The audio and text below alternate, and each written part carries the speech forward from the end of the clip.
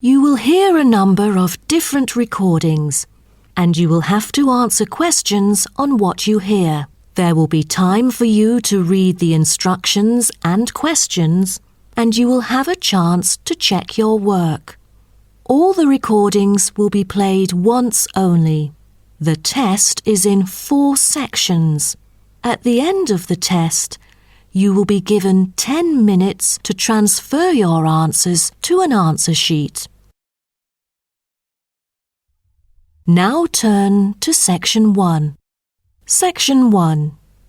You will hear a conversation between a printing company employee and a customer.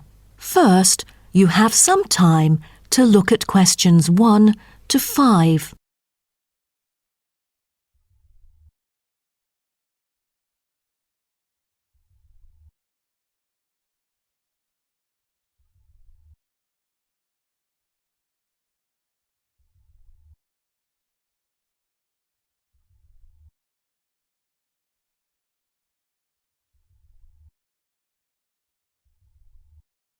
You will see that there is an example which has been done for you.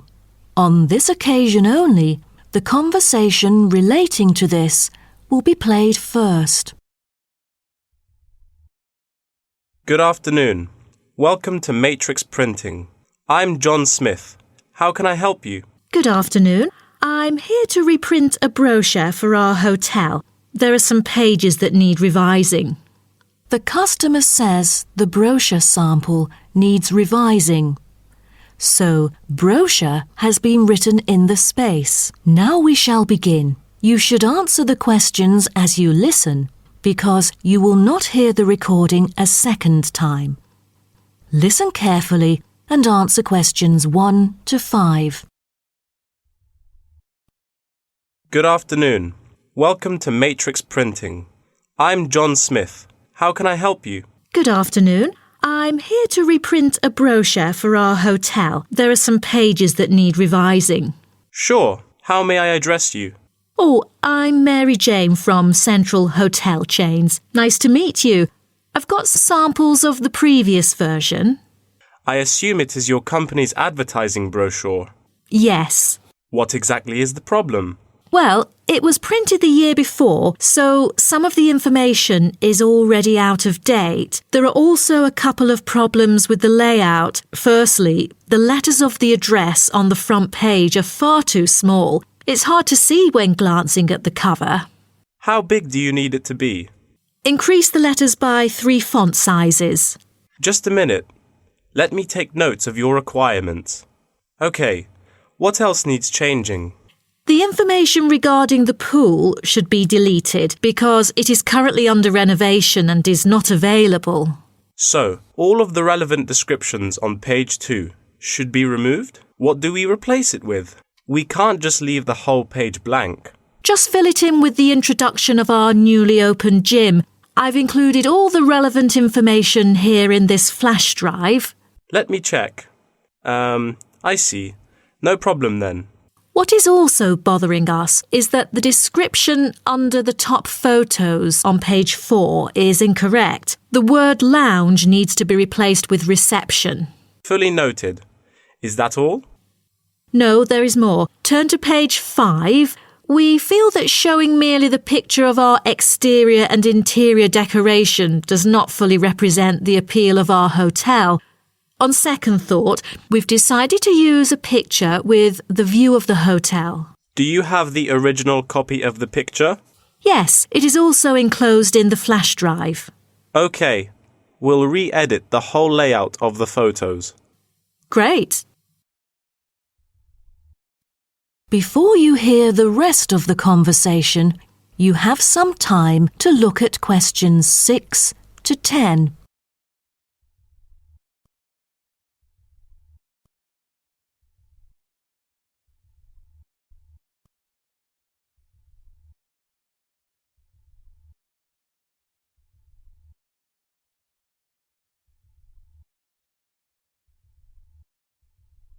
Now listen and answer questions 6 to 10. let's turn to the next page. Yes. What's wrong with that? It seems perfectly fine to me. At first sight, it seems fine, but according to the feedback of the customers, the prices do not stand out. So, we want to change the print from black to red to make it pop out. Okay, I've made notes of all of your requests. Is there anything else? I appreciate it. Just one final request. Could you translate the whole brochure into Spanish? We have customers worldwide, you know, especially those from Latin countries. No problem. What about other languages, like Japanese, Chinese, or German? These are our most popular target languages.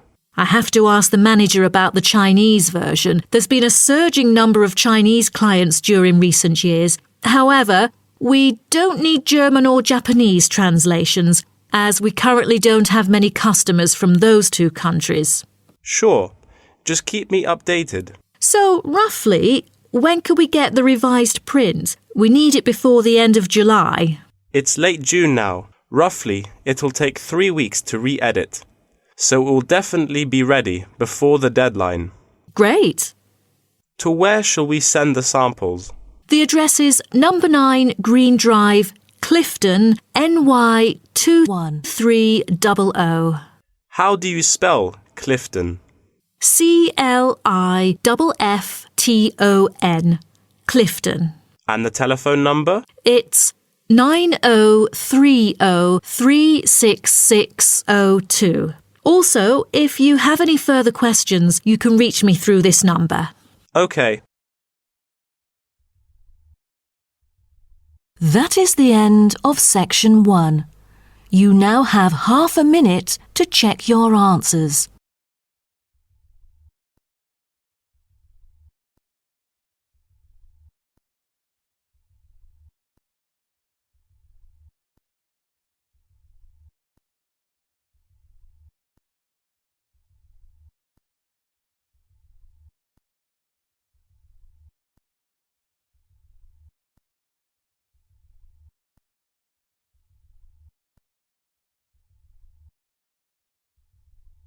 Now turn to section 2. Section 2. You will hear a guide talking to a group of visitors about a national park. First, you have some time to look at questions 11 to 16.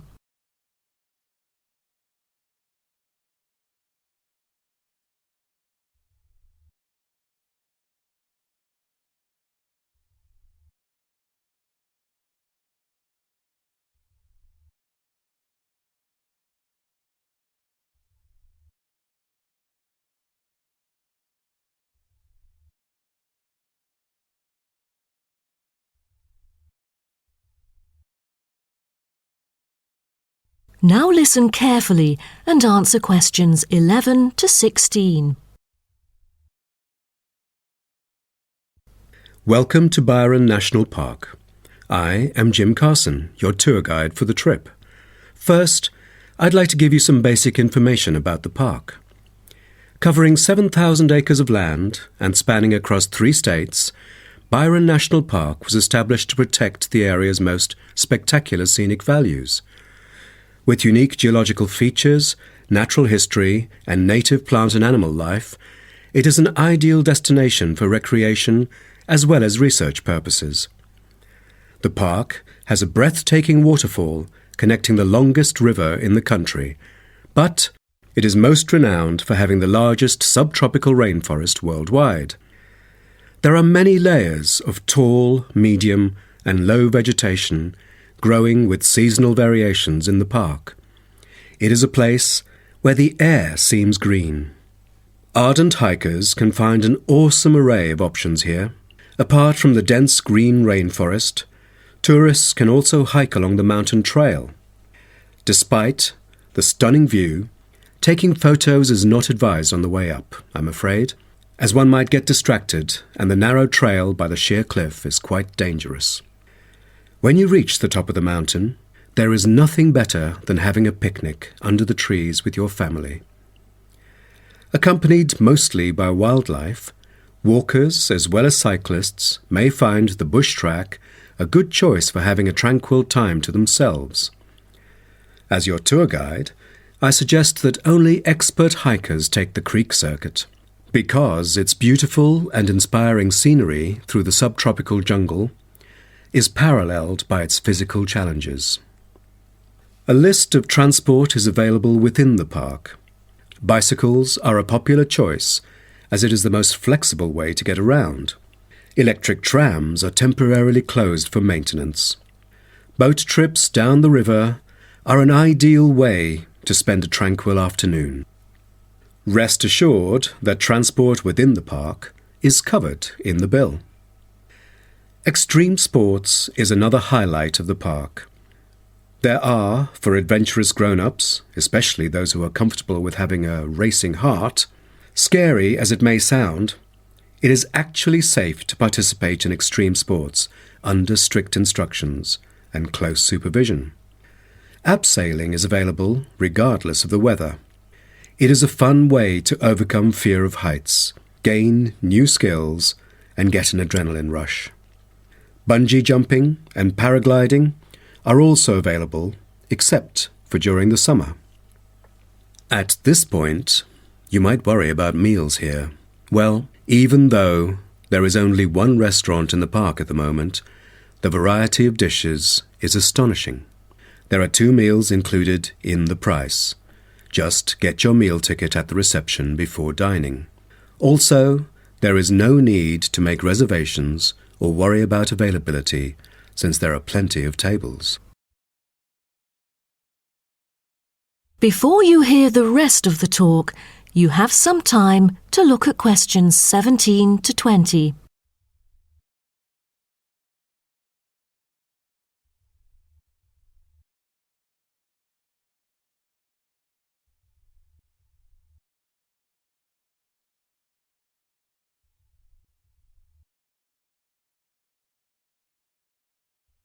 Now listen and answer questions 17 to 20.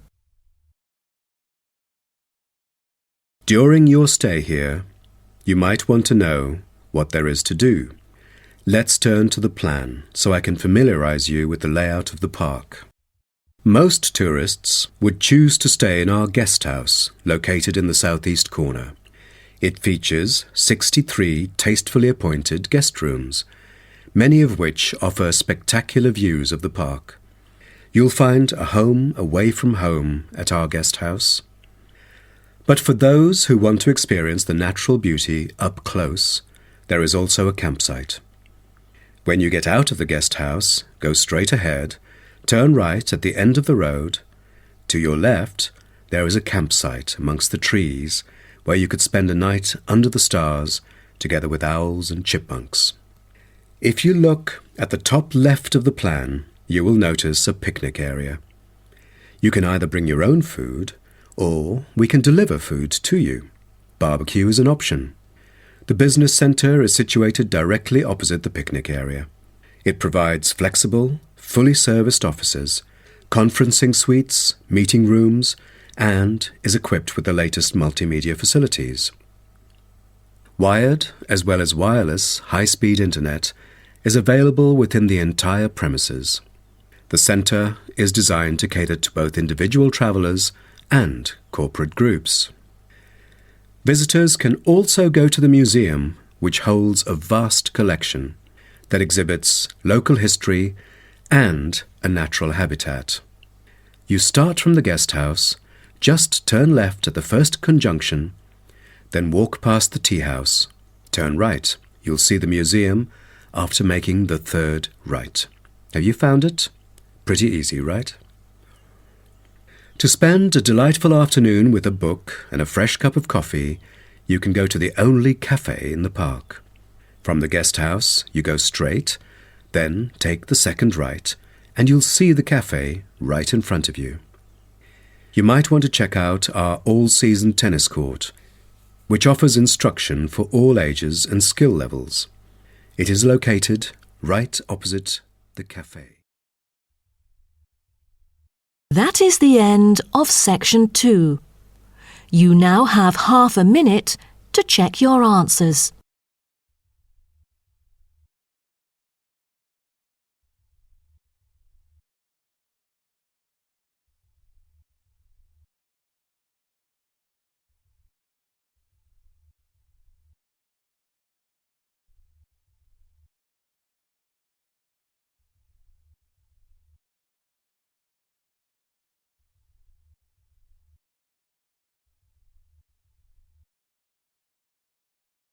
Now turn to Section 3. Section 3. You will hear two students called Helen and Paul talking to their tutor about a nursing course. First, you have some time to look at questions 21 to 24.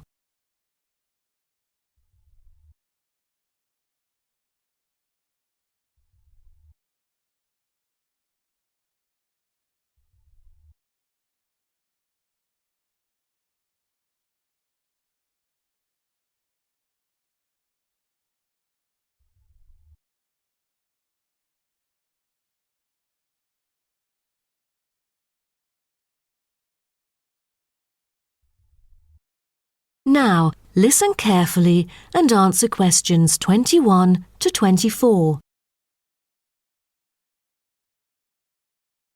Helen and Paul, congratulations to you both for doing so well the past semester. You two have exhibited an impeccable performance during your first year in the nursing program.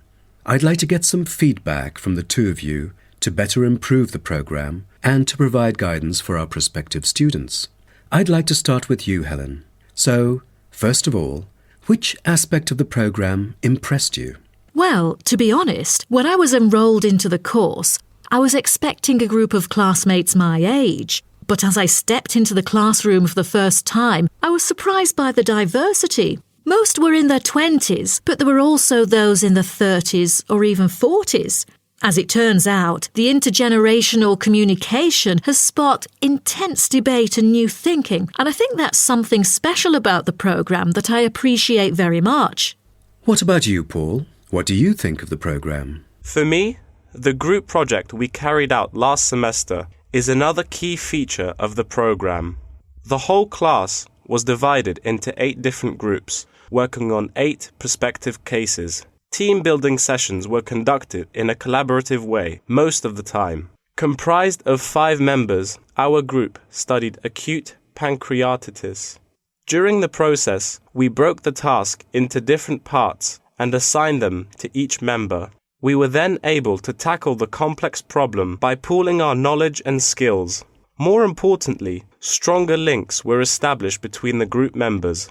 Because of the project, we've all become good friends. That's true. According to graduates, group projects prepare them for the work world in which teamwork and collaboration are increasingly the norm. So tell me, Paul, what else do you like about the program? I want to be a registered nurse working in a public hospital after graduation. So the internship provided is a valuable opportunity for clinical practice in a supportive learning atmosphere. However, I was amazed by the amount of written assignments since I thought the course should have focused more on practice-oriented learning. Well, I have to disagree with you, Paul. The essays demonstrate your understanding of the course. For me, writing essays is a process that involves critical thinking, which challenges me to develop my points more thoroughly. I thus manage to gain a diversity of perspectives. The program is designed to deliver basic and advanced theoretical knowledge of core concepts, including healthcare systems concepts, together with practicum or clinical practice experience to bridge the classroom content to the practice setting. So, I'm afraid written work is unavoidable. Also this year, we've added a module of law. How do you feel about that? At first, we felt that learning law is kind of redundant and too time-consuming. After a few sessions, we realised that it is necessary in dealing with future medical disputes. Before you hear the rest of the talk, you have some time to look at questions 25 to 30.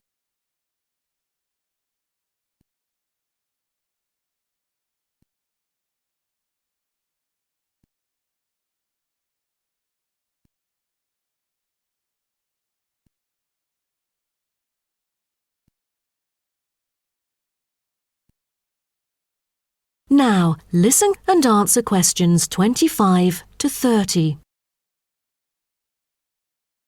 Do you have any suggestions for prospective students?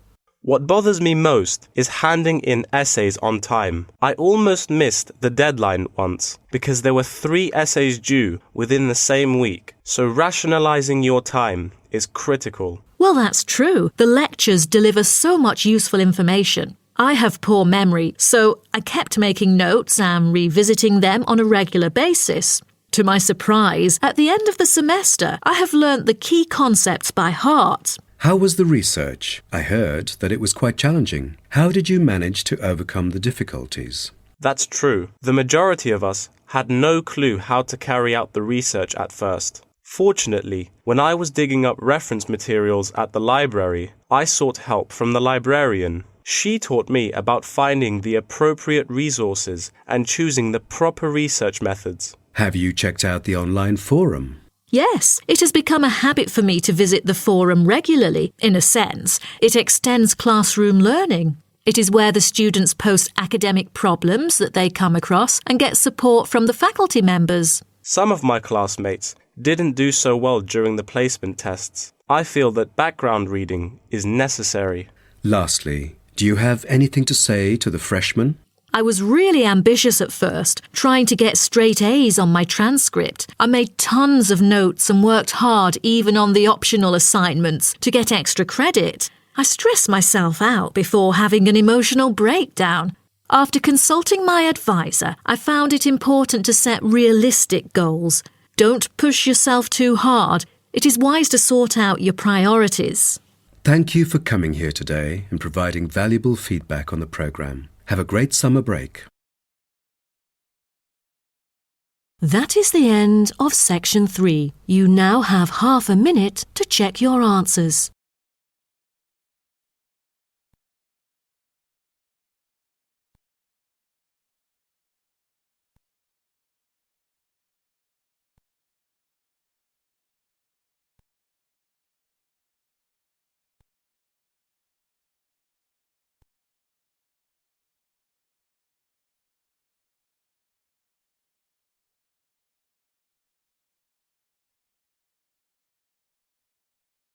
Now turn to section 4. Section 4. You will hear part of a lecture about African penguins. First, you have some time to look at questions 31 to 40.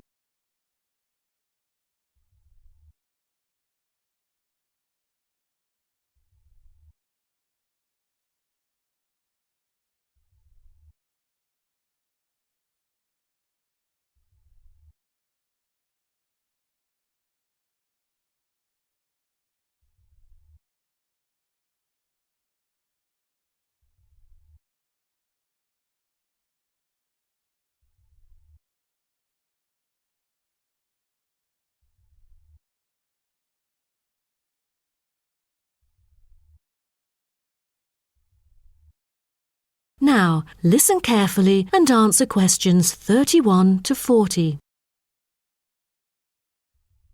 Good morning, everyone. Today's lecture is about a type of adorable animal, the penguin. When you think of penguins, you may picture them surrounded by snow and ice. But not all penguins live where it's cold. African penguins live in the southern tip of Africa. They are usually found within 40 kilometres of the shore and on a number of its surrounding islands. African penguins are also known as jackass penguins because they make donkey-like braying sounds to communicate. African penguins can keep their body temperature at a stable level, but their land habitat can get quite warm, so there are a number of ways for them to stay cool. They limit their daylight movements on breeding sites on land to early mornings and early evenings to avoid too much sun. The pink glands above their eyes can help them cope with the temperate climates. Like other penguins, African penguins spend most of the day feeding in the ocean, which also helps keep them cool. Being a type of small to medium-sized penguin species, African penguins average about 60 centimetres tall and weigh up to 3.6 kilograms. They have a black stripe and a pattern of unique black spots on their chest. Males are larger than females and have larger beaks. Even though they are categorised as birds, African penguins aren't able to fly because of their heavy bones. Their wings are more like flippers that make them particularly suited for life in the water. When they're on land, their flippers and their tails help them keep their balance and walk upright. African penguins begin to breed at the average age of 4. When a male and female pair up, they tend to breed together for the rest of their lives. Most other penguins nest and lay their eggs out in the open, but African penguins have a different approach. They dig holes under bushes out of their own excrement, called guano, so they are sheltered from the sun and predators. The African penguins survive on a diet that is comprised mainly of marine organisms. They feed primarily on fish like sardines, along with the occasional squid and shellfish. But when normal food is in short supply, they eat tree roots as well. The streamlined body of the African penguin allows it to move through the water like a rocket, capable of reaching a speed of around 20 kilometers per hour when hunting for food.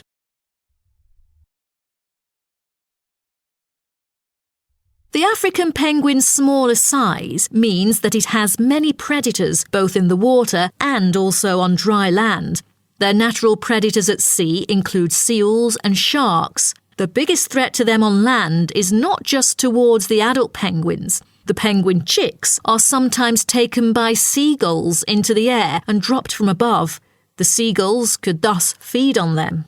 At risk from predators, young penguins are protected for about 40 days after hatching by both parents. They will leave the colony when they are between 3 to 5 months old and will return a few years later. The entire surface of their body is densely covered with feathers, which fall off during the winter. This process is called molting and takes about 3 weeks to complete. During that time, they are unable to forage. Therefore, prior to this, African penguins spend about 5 weeks laying down fat deposits. They generally live between 10 to 15 years. However, many do not reach their full lifespan. Their population has drastically declined. Approximately 120,000 African penguins remain in the wild, and their population has decreased by 90% in the past 60 years. They are considered to be vulnerable and have been listed as being endangered. 2 major factors have contributed to their decline. They are struggling for nesting space due to human disruption and competing for food due to overfishing and pollution. With the limited number of breeding pairs, survivorship becomes difficult for African penguins. This makes them especially vulnerable as environmental conditions change or an outbreak of a disease occurs. For instance, avian malaria has caused 27% of the captive breeding penguins' deaths annually. The more genetic diversity there is within a species, the higher the likelihood that at least some of the individuals will adapt and survive. That is the end of section 4.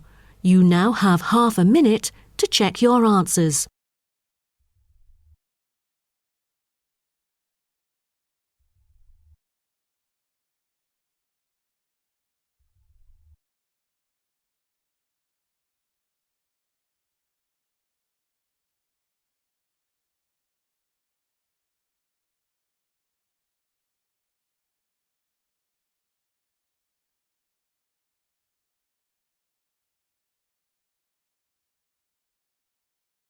That is the end of the listening test.